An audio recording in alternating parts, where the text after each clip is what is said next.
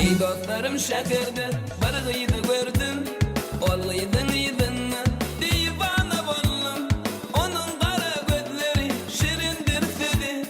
Aklımı hayran etti, şol bir gıydı. Onun kara gözleri şirindir dedi. Aklımı hayran etti, şol bir gıydı. Her gün barayım men senin yanına. Otlar sönmelele menin canıma. Onun kara gözleri şirindir dedi. Aklımı hayran etti, şol bir gıydı. Onun kara gözleri şirindir dedi. Aklımı hayran etti, şol bir gıydı.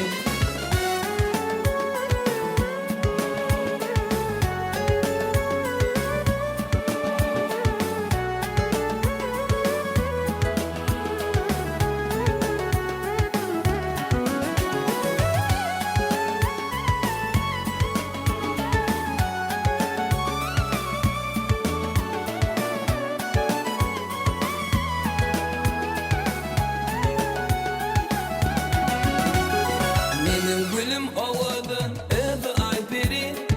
Aydını bebeğe, kalem kaşları. Uğrunda koydurdun, yanırdın beni. Aklımı hayran etti, şol bir gıydı.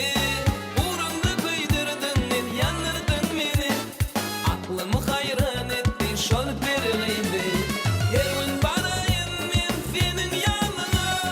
Otlar sönmelele menin canıma. Onun kara gözleri şirindir dedi.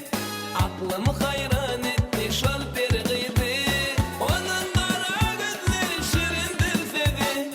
Aklımı hayran etti, şol bir gıydı.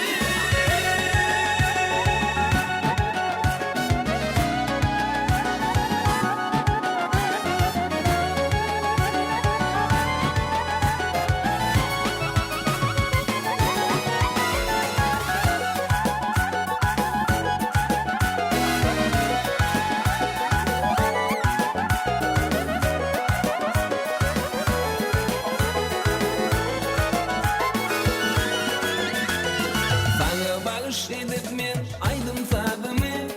Dinle yürü